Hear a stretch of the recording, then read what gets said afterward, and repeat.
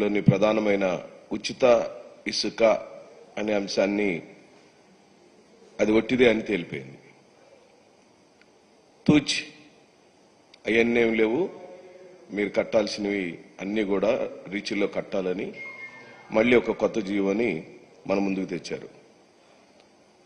మేనిఫెస్టోలో పెట్టిన హామీలకు తూట్లు పొడటం ఇదేం కొత్త కాదు.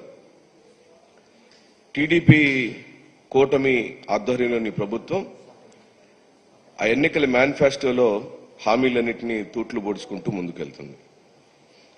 ఉచితంగా ఇస్తానన్న చంద్రబాబు నాయుడు గారు మరోసారి ప్రజలందరినీ బోల్తా కొట్టించాడు.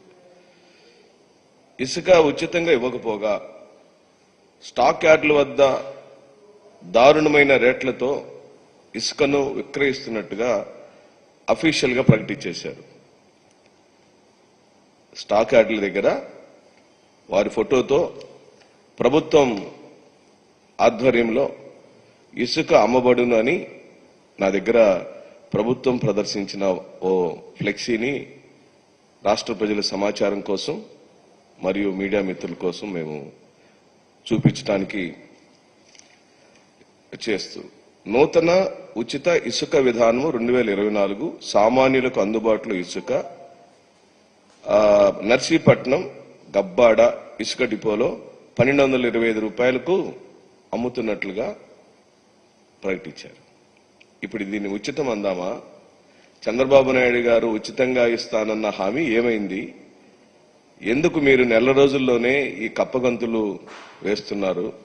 కారణం ఏంటో ఈ రాష్ట్ర ప్రజలకు చెప్పమని ఈ సందర్భంగా నేను వైఎస్ఆర్ కాంగ్రెస్ పార్టీ తరఫున మీ అందరి ద్వారా డిమాండ్ చేస్తూ, వైఎస్ఆర్సీపీ ప్రభుత్వంలో ప్రజలు చెల్లించిన ధర నేరుగా ప్రభుత్వ ఖజానాకి సుమారుగా 750 కోట్ల రూపాయల ఆదాయం వచ్చింది.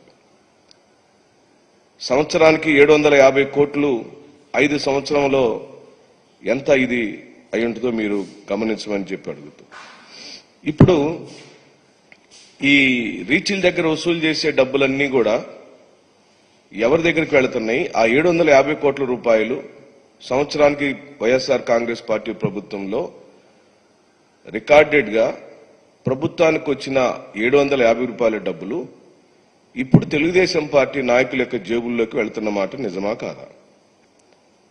ఇసుక విషయంలో చంద్రబాబు చేసినట్లుగా మోసాలను ఎవరు చేయలేరు. గత ప్రభుత్వంలో 2014-19 కాలంలో వాళ్ళు చేసిన ప్రతి వైలేషన్, ఇసుక తవ్వకాల విషయంలో కానీ అనేకమైన జీవోలు రిలీజ్ చేయడంలో కానీ హైకోర్టు తప్పుపట్టింది, గ్రీన్ ట్రిబ్యునల్ తప్పుపట్టింది.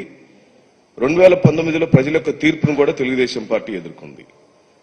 అయినా కూడా ఇప్పుడు మళ్ళీ అదే పాలసీ, అంటే 2014-19 కాలంలో ఎలాంటి పాలసీని తెలుగుదేశం పార్టీ అధికారంలో ఉండినప్పుడు ఆ రోజు చేసిన పాలసీనే ఇప్పుడు మళ్ళీ ఉచితం పేరుతో తీసుకొచ్చారు. ఉదాహరణకు చంద్రబాబు నాయుడు ప్రభుత్వం కొన్ని డిపోలో ప్రకటించిన రేట్లను పరిశీలిద్దాం.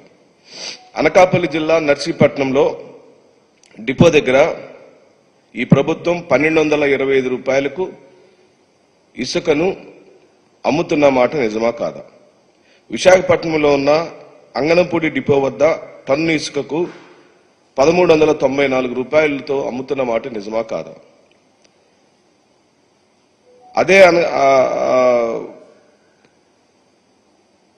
ఇదే రేట్లతో దాదాపుగా ఇప్పుడు తెలుగుదేశం పార్టీ ఏ రేట్లతో అయితే, ఎన్డీఏ కూటమి ఏ రేట్లతో అయితే ఫ్లెక్సీలు వేసి రీచ్ల దగ్గర పెట్టారో, జగన్మోహన్ రెడ్డి గారి ప్రభుత్వం కూడా అదే రేట్లతో అమ్మితే తద్వారా ప్రభుత్వానికి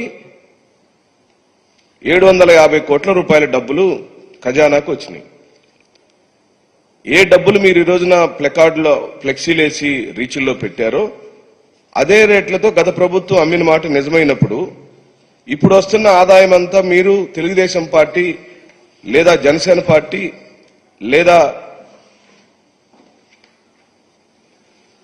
ముగ్గురు పార్టీలకు సంబంధించిన నాయకులు ఇదిగో ఇక్కడ నర్సీపట్నం వైఎస్ జగన్మోహన్ రెడ్డి గారి ప్రభుత్వంలో నర్సీపట్నం రీచ్లో 1400 రూపాయలకి పోయిన ప్రభుత్వం ఇసుకను అందజేసింది. ఇదంతా పేపర్ యాడ్లో ఇచ్చాం. పారదర్శకంగా ఇచ్చాం. ఎక్కడ కూడా అబద్ధం లేదు. ఏ రీచ్లో ఎంత రేట్లకు ఇసుక అందుబాటులో ఉందనే విషయాన్ని స్పష్టంగా మా ప్రభుత్వం, జగన్మోహన్ రెడ్డి గారి యొక్క ప్రభుత్వం 2019 నుంచి 24 కాలంలో స్పష్టంగా ఇచ్చాం.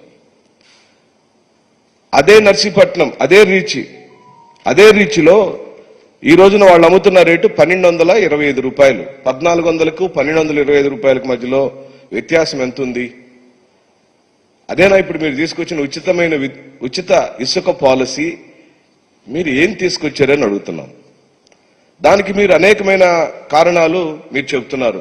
అంటే దానిలో సేన్ రైజ్ కట్టాలి, లేకపోతే ఎక్స్వేషన్ ఫీజు కట్టాలి, లేదా లోడింగ్ చేయడానికి డబ్బులు కట్టాలి, లేదా ట్రాన్స్పోర్ట్ అంటే రీచ్లో నుంచి స్టాక్ యార్డ్ వరకు అయ్యే ట్రాన్స్పోర్ట్ డబ్బులు కట్టాలి, ర్యాంప్ మెయింటెనెన్స్ డబ్బులు కట్టాలి, అలాగే అడ్మిన్ ఎక్స్పెన్సెస్ కట్టాలి, డిఎంఎఫ్ ఫీజు కట్టాలా, మెరిట్ ఫీజు కట్టాలా, జిఎస్టీ అని రకరకాల పేర్లతో మీరు ఈ డబ్బులను వసూలు చేసి ఈ డబ్బులను ఉచితమని ఎలా చెప్పగలుగుతారని అడుగుతున్నాం.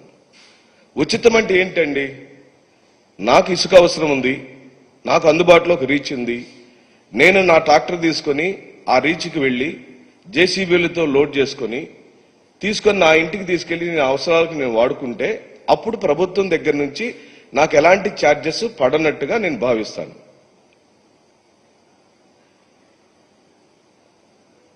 ఎందుకు మీరు ఇలాంటి తప్పుడు హామీలు ఇచ్చి ప్రజలను మభ్యపెట్టి ఉచితమైన పేరుతో ఈ రోజున మళ్లీ తిరిగి ప్రజల యొక్క ధనాన్ని దోచుకుంటున్న విధానం ఈరోజు ప్రజలందరూ కూడా గమనించమని చెప్పి అడుగుతున్నాను. ఇదే రేట్లతో వైఎస్ఆర్ కాంగ్రెస్ పార్టీ ఇసుకను అందించినప్పుడు చాలా భయంకరంగా వాళ్ళు మమ్మల్ని విమర్శించినటువంటి సందర్భాలు మీరు గమనించారు. అంటే చంద్రబాబు నాయుడు గారి యొక్క విధానపరమైన నిర్ణయాలన్నీ కూడా వారి పరిపాలనని మనం ఆయన పరిపాలించినటువంటి కాలాలన్నిటినీ మనం పరిశీలిస్తే ఎన్నికల సమయాల్లో వారు చెప్పే హామీలు, ఎన్నికలు అయిపోయిన తర్వాత పరిపాలించే సమయాల్లో ఆయన యొక్క పరిపాలనా విధానాల్లో ఇవన్నీ కూడా మనకి పదే పదే కనిపిస్తూనే వచ్చాయి. ఓట్లు అడగడానికి ప్రజల దగ్గరికి వెళ్ళినప్పుడు ప్రజలకు చాలా ఆనందకరమైన హామీలు ఇచ్చేసి వాళ్ళని నమ్మించి ఆయన వైపు తిప్పుకొని ఓట్లు వేయించుకొని మళ్ళీ తన అధికారంలోకి వచ్చిన తర్వాత హామీలన్నింటినీ తొంగలో తొక్కాడు చంద్రబాబు నాయుడు అని 1,00,000 ఉదాహరణలు మనం ఈరోజు మనం చెప్పొచ్చు. అంటే స్వభావరీత్యా చంద్రబాబు నాయుడు గారికి అధికారమే పరమావధిగా తను చేసే రాజకీయ క్రీడల్లో ఈ ఉచిత ఇసుక అనే అంశం కూడా ఒక ప్రధానమైన క్రీడగా ఈరోజు నిరూపించబడింది. తద్వారా చంద్రబాబు నాయుడు గారి యొక్క తీరు ఏమీ మారలేదు, మారపోదు కూడా అని చెప్పి ఆయన నిరూపించారని సందర్భంగా నేను మనవి చేస్తున్నాను. మీరు గమనిస్తే సేన్ రేజ్ కింద 88 రూపాయలట, తవ్వినందుకు 30 రూపాయలట, బోట్స్మెన్ సొసైటీలు అయితే టన్నుకు 225 రూపాయలు తీసుకుంటారట. రీచ్ నుండి డంపుకు తరలిస్తే రవాణా ఖర్చు కింద కిలోమీటర్కి 4.9 రూపాయల చొప్పున తీసుకుంటారట. నిర్వహణ ఖర్చు కింద 20 రూపాయలు తీసుకుంటారట. 18% జీఎస్టీ కట్టాలట. ఇదంతా వెరసి సామాన్యుడి పైన మీరు ఉచితమైన పేరుతో దాదాపుగా పోయిన ప్రభుత్వం పెట్టిన రేటుకే మళ్ళీ తిరిగి మీరు అమ్ముతున్నారని సుస్పష్టంగా మేము ఈరోజు ప్రకటిస్తున్నాం. మీరు జగన్మోహన్ రెడ్డి గారి యొక్క విధానాలను వదిలిపెట్టి వెళ్ళలేకపోతున్నారని పోయినసారి నా ప్రెస్ మీట్లో నేను చెప్పాను. మళ్ళీ ఇప్పుడు కూడా రాష్ట్ర ఖజానాకు వచ్చిన 750 కోట్ల రూపాయల ఆదాయం, నికర ఆదాయం అంతకుముందు 2014-19 కాలంలో తెలుగుదేశం పార్టీ వాళ్ళు రీచ్ల వారీగా పంచుకొని, ఎమ్మెల్యేల వారీగా పంచుకొని, నాయకుల వారీగా పంచుకొని, రీచ్లను వాళ్ళ చేతుల్లో తీసుకొని టన్నుకింత రేట్ అని పెట్టి వాళ్ళు అమ్ముకున్న మాట నిజమైంది, అది నిరూపించబడింది. 2019లో ప్రజలు తగినటువంటి బుద్ధి చెప్పారు. ఈ రోజేమో అధికారంలోకి రావడానికి ఉచితంగా ఇసుక ఇస్తామని చెప్పి మాటిచ్చి, హామీ ఇచ్చి, మళ్ళీ ఇప్పుడు ఇదెందుకు ఈ కప్పదాటు రాజకీయాలు, ఈ కప్పదాటు పరిపాలన వ్యవహారాలు ఎందుకు ఈ దొంగ హామీలు ఇచ్చారని ప్రశ్నిస్తున్నాం. మీకు ఆల్రెడీ మేము చెప్పాం, మీరు ఎక్కడ పొరపాటు చేసినా మీరు ఇచ్చిన హామీలన్నీ నెరవేర్చే విషయంలో ప్రజలకు జవాబుదారీతనంగా ఉండాల్సిన మీరు ఎక్కడైనా గాడి తప్పినప్పుడు ప్రధాన ప్రతిపక్షంగా ఈ రాష్ట్రంలో 40% ఓట్లు సాధించుకున్న ప్రజానాయకుడిగా జగన్మోహన్ రెడ్డి గారు యొక్క దళం నిరంతరం మిమ్మల్ని ఈ విధంగా ప్రశ్నిస్తూనే ఉంటుంది. అది ప్రజలు ఇచ్చిన హక్కు, ప్రజల హక్కు. ప్రజలకు మీరు ఉచితంగా ఇస్తా అన్నారు, ఉచితంగానే ఇవ్వాలి. ఎలాగంటే నాకు నచ్చిన రీచ్లోకి నేను వెళ్ళి ఇసుక తెచ్చుకుంటున్నప్పుడు ఆ సేంద్రేజల పేరుతోనో, ట్రాన్స్పోర్ట్ల పేరుతోనో, లేకపోతే మీరు చెప్పే మెయింటెనెన్స్ల పేరుతోనో ఎక్కడ కూడా రూపాయి కూడా సామాన్యుడికి మీరు డబ్బులు భారం పెట్టకుండా ఉండినప్పుడు మాత్రమే అది ఉచితమైన ఇసుక సరఫరా అవుతుందని ఈ విధంగా మీ మధ్యలో నేను మనవి చేస్తూ, ఘోరమైన విశేషం ఏంటంటే ఈ సందర్భంగా మీకు ఈ విషయం చెప్పాలి. వర్షాకాలం వచ్చినప్పుడు మనం రీచుల్లోకి వెళ్ళి ఇసుకను తెచ్చుకోలేము. దానికి గత ప్రభుత్వంలో, జగన్మోహన్ రెడ్డి గారి ప్రభుత్వంలో ముందస్తుగా సమ్మర్లోనే మనం కొన్ని నిల్వలు పెట్టుకొని ఆ నిల్వల నుంచి వర్షాకాలం అంతా కూడా మనం సరఫరా చేస్తూ వచ్చాం. సరిగ్గా ఎన్నికలైపోయిన దగ్గర నుంచి మనకి ఎన్నికలైపోయిన దగ్గర నుంచి సమ్మర్లోనే ఉన్నాం, ఇప్పుడే వర్షాలు మొదలైనవి. ఈ మధ్యకాలంలో నిల్వ చేసిన ఇసుక డంపులు ఏమైనాయి అని అడుగుతున్నాం. ఒకవేళ నిల్వ చేసిన ఇసుక డంపుల్ని మీరు ప్రజలకు సరఫరా చేస్తుంటే ఈ 1245 రూపాయలు లేదా 1300 రూపాయలు, 1400 రూపాయలు ఎందుకు మీరు ఛార్జ్ చేస్తున్నారు? ఉచితంగా ఇచ్చేయాలి కదా. ఆల్రెడీ తెచ్చేసాం. ఎవరు తెచ్చారు? పోయిన ప్రభుత్వమే తెచ్చి స్టాక్ యార్డ్లో ఇసుక పెట్టింది, అందుబాటులో ఇసుక ఉంది. దాన్ని ఎందుకు మీరు ప్రజలకు అమ్ముతున్నారని అడుగుతున్నాం. ఉచితంగా ఇచ్చేసేయాలి కదా. ఏదైతే ఆ ఛార్జెస్ అన్ని ఉన్నాయో అవన్నీ కూడా గత ప్రభుత్వంలో అది ప్రభుత్వం భరించి తీసుకొచ్చి స్టాక్ చేసినటువంటి ఇసుకని ఇప్పుడు ప్రభుత్వం ఉచితంగా సరఫరా చేయాల్సిన ఇసుకని డబ్బులు రేట్లు పెట్టి ఎందుకు అమ్ముతున్నారు మా ప్రశ్న. అలాగనే మా ప్రభుత్వం అయిపోయి మీ ప్రభుత్వం పవర్లోకి వచ్చినప్పుడు 80 లక్షల టన్నులు అందుబాటులో ఉందండి. మొత్తం రాష్ట్రం మొత్తం మీద 80 లక్షల టన్నుల ఇసుక స్టాక్ యార్డులలో అందుబాటులో ఉంది. ఇప్పుడు 45 లక్షల టన్నులు మాత్రమే ఉన్నట్టుగా ప్రభుత్వం చెబుతుంది. ఇప్పుడు ఈ జీవో వచ్చేప్పటికి జీవోలో వారు చెప్పినటువంటి నంబర్ ఎంతంటే 45 లక్షలు. ఆ 80 లక్షలకు ఈ 45 లక్షల మధ్యలో ఉన్న వ్యత్యాసం ఏమైందని అడుగుతున్నాం. అంటే సుమారుగా 35 లక్షల టన్నుల ఇసుక మాయమైపోయింది. తెలుగుదేశం పార్టీ నాయకులు కార్యకర్తలను కొట్టేసి ఉండాలి, జనసేన నాయకులు కార్యకర్తలన్నా కొట్టేసి ఉండాలి, బీజేపీ నాయకులు కార్యకర్తలన్నా కొట్టేసి. వైసీపీకి ఎట్టాగ పవర్ లేదు కాబట్టి ఎవరు అక్కడ రీచ్లకు వెళ్ళలేరు. మౌలికంగా మీరు చెప్పిన జగన్మోహన్ రెడ్డి గారి ప్రభుత్వం దిగిపోయే రోజుకున్న 80 లక్షల టన్నుల నిల్వ ఈ రోజు మీరు ఇచ్చిన కొత్త జీవోలో చూపిస్తున్న నిల్వకున్న వ్యత్యాసమైన 35 లక్షల టన్నుల ఇసుక, కోట్ల రూపాయలు విలువ చేసే ఇసుక ఎక్కడికి పోయిందని ప్రశ్నిస్తున్నాం. అంటే దీని అర్థం మిగిలిందంతా సోహా చేసి మనం దోచేసినట్టుగానే ఇక్కడ సుస్పష్టమైందని మేము ప్రశ్నిస్తూ, ఎన్నికల ఫలితాలు వచ్చిన రోజు స్టాక్ యార్డ్లో లక్షల కొద్ది టన్నుల ఇసుకని కూటమి నాయకులు తీసుకోలేదు అని నిరూపించాలంటే చట్ట ప్రకారమైన ప్రక్రియ మొదలవ్వాలని డిమాండ్ చేస్తున్నాం. ఏపీఎండిసి ద్వారా కానీ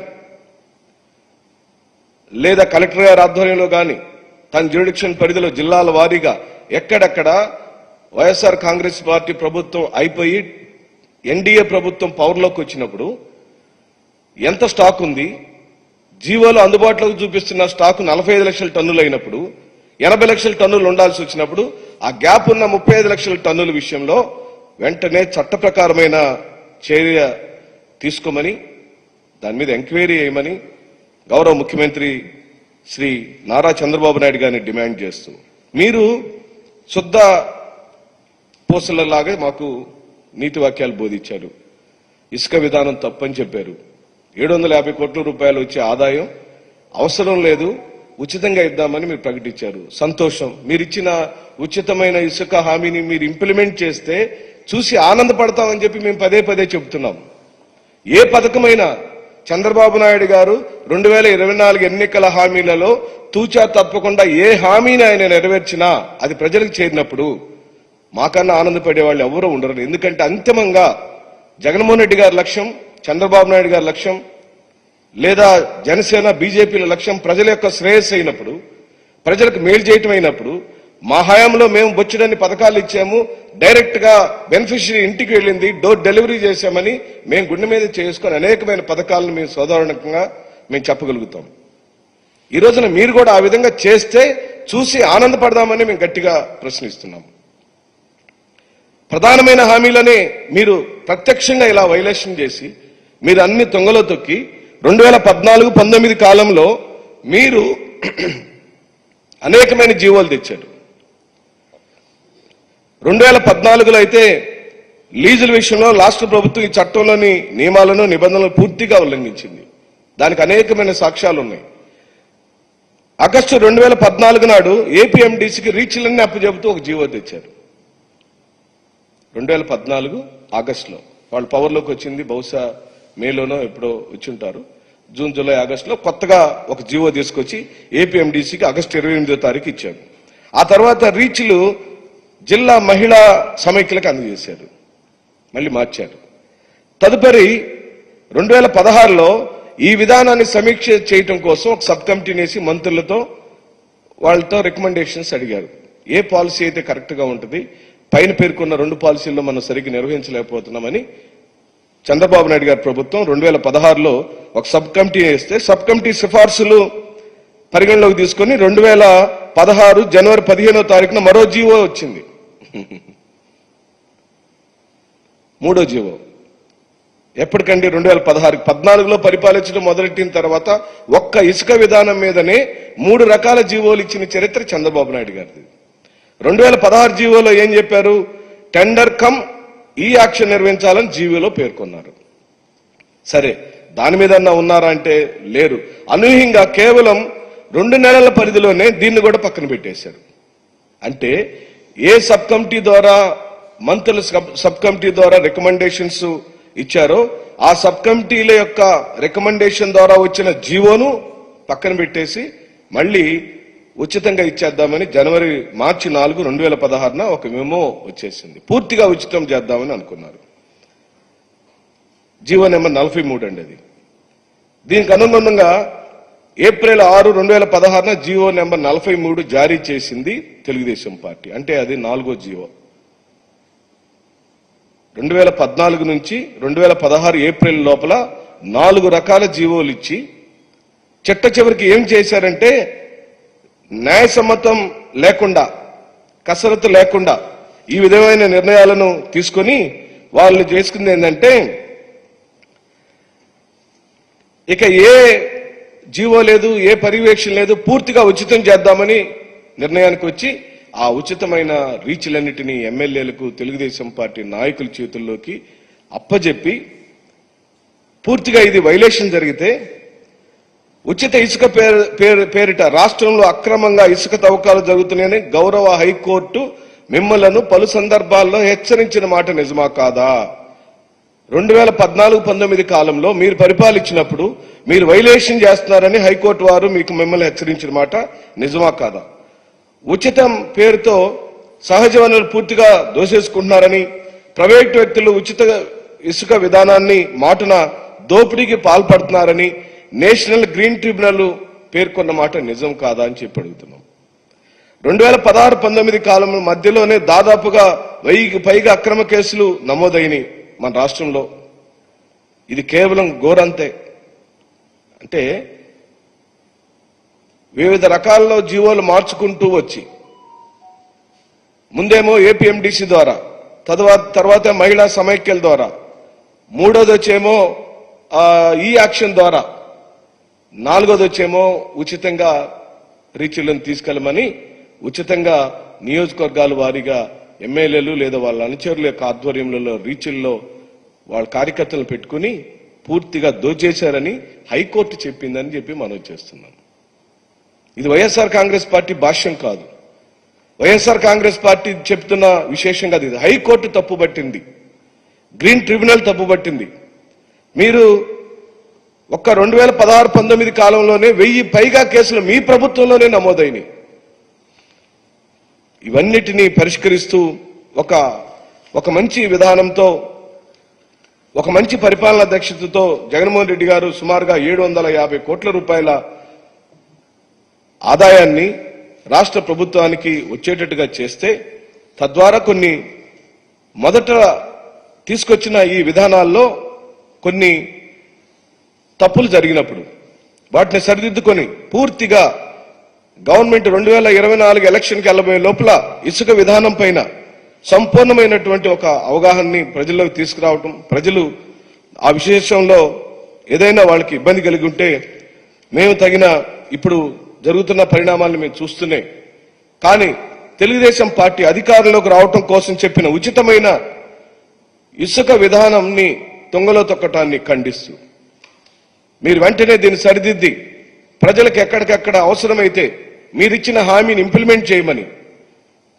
ఏ ఒక్కరికి ఇసుక అవసరమైనా తన సమీపంలోని రీచ్కి వెళ్లి తన సొంత ఖర్చులతో జేసీబీ ద్వారా తవ్వుకోనో లేకపోతే మనుషుల ద్వారా లోడ్ చేయించుకోనో ఇసుక తెచ్చుకునే అవకాశాన్ని వెంటనే అమలు చేయమని, ఒక్క రూపాయి కూడా ప్రజల దగ్గర నుంచి వసూలు చేయొద్దని, సీనరేజీల పేరుతో కానీ, ట్రాన్స్పోర్ట్ పేరుతో కానీ, రీచ్ల మెయింటెనెన్స్ పేరుతో కానీ, తదితర అంశాల పేరుతో కానీ, జీఎస్టీ పేరుతో కానీ ఎక్కడ కూడా బాదుడు కార్యక్రమం చేయొద్దని బాబు గారికి చెబుతూ సెలవు తీసుకుంటున్నాను.